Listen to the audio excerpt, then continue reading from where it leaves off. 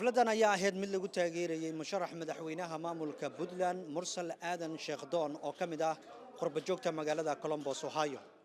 xafladda dadkii ka hadlay ayaa waxa ay ku dheeraadeen Mursal Aadan Sheekh Doon iyo waliba waxyaabaha uu ka qaban doono maamulka Puntland waa hadii loo doorto maamulkaasi. Mursal waa shakhsi ganacsiga ku caan baxay oo ku noolaa magaalada Columbus Ohio sidoo kalena waxyaabo aad u fara badan ka qabtay gudaha maamulka Puntland. Hadii Mursal la doorto waxa uu noqonayaa madaxweynihii ugu da'da yaraa ee maamulka Puntland loo doorto. qaar kamid ah dadkii caawa xafladan ka hadlay ayaa waxa hadaladoodii kamid ahaa sida tan. Kolley waxaan ogahay anigu inuu yahay nin gobolkaas laga yaqaano caan ka ah oo waxyaalo wanaagsan ka qabtay sida abaarihii buu ka qayb gali jiray, ceelal biyood buu ka sameeyay, iskuulaad buu wax ka sameeyay, jidad buu wax ka qabtay. marka aad baa loo yaqaanaa waxtarkiisa iyo waxqabadkiisa. marka waxaan rajaynaynaa insha Allah inuu asaguna uu helo maaragtay codka dadka iyo baarlamaankaba si uu ugu guuleysto hadafkiisa, si uu wax weyn oo la taaban karo oo horumar leh uga qabto gobolkaas iyo dadkaas. marka adinkana waxaan rajaynayaa inaad adduunka soo dhaweysaan.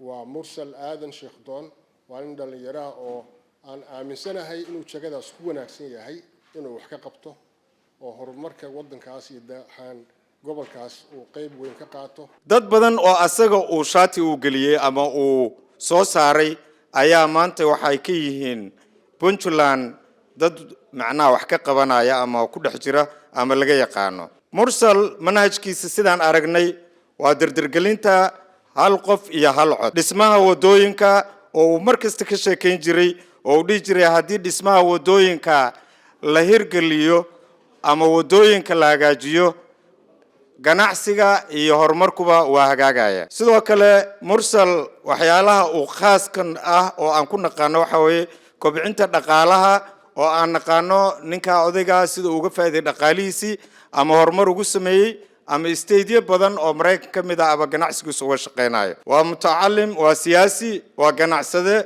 waxtar leh, wadani ah, dalkiisa jecel, nin aan marna ka faaruqin wadankiisa inta uu joogo qurbaha mar walba wadankiisa ku aamin jiray, qalbigana ku hayay, markastana ku noqon jiray xogogaalna oo ah aadna u dhageystaa. waa adeega daacada. waxaan dhihi lahaa reer Puntland ha ka faa'iideystaan Mursal, hana doorteen. waa nin dhalinyaro. waxaan aaminsanahay percentage-ka dhalinyarada oo aan dhihi karno 75 or 80% Puntland haddii la doorto Mursal waxa ay ka faa'iidi doonaan wax badan oo ay u baahan yihiin mustaqbalkooda ku saabsan sida waxbarashada oo kaleeto. waxaan leeyahay nala doorta Mursal, anaguna waa idin la dooranay. We're here to support the young leader, the ambitious, the dedicated and self-made millionaire.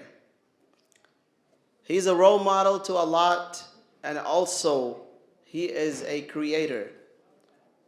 That shows all of us that he's not going to make money from Somalia or Puntland, but he is going to put his money and life and health and wealth. He's going to give everything he has to make the country like one of the Western countries we live in today.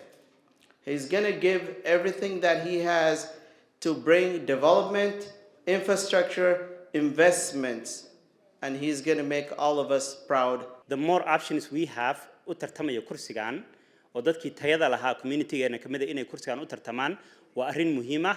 anigu shakhsiyan baa u garanayaa Mursal over 20 years now. He's a businessman.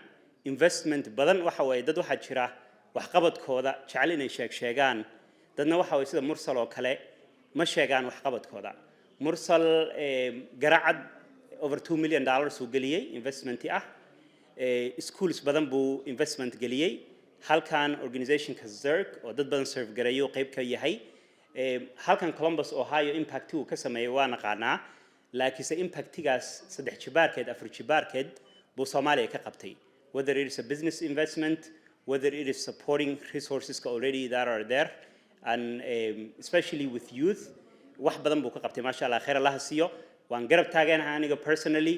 adinkana waa ku mahadsantihiin inaa maanta ila garab istaagteen ilaaha ku guuleeya ha u fududeeya xilkan hadduu u qoran yahay hadduuna u qornayna waxaan ka codsanayaa mursal hadduu arkayo videogan qofkii soo baxa inuu garab istaago in waxtarkiisii iyo wixii uu qaban lahaa waddanka uu meeshiisii kasii wado uu sii laba jibaaro waxaan jecelahay insha Allah inaan guushaada 4 days from today inaan ka soo qayb galo annagoo wadana mataqaana ubaxyada calanka Puntland inaan maaragtay ka soo qayb galno ku duceynayna waxa kaliya oo ku haray waa 4 days marka insha Allah keep up the good work oo ujeedaa reer Ohio caawa isku soo baxeen taageero weyn bay ku muujiyeen waxayna sugi la'yihiin oo saacadaha iyo maalmaha xisaabinayaan inta laga dhahayo Mursal Sheikh Don the next president of Puntland state of Somalia waa sugaynaa insha Allah ducada waa soo tuureynaa reer Ohio dhan waxay leeyihiin Ohio citizen baa maanta Puntland u sharaxan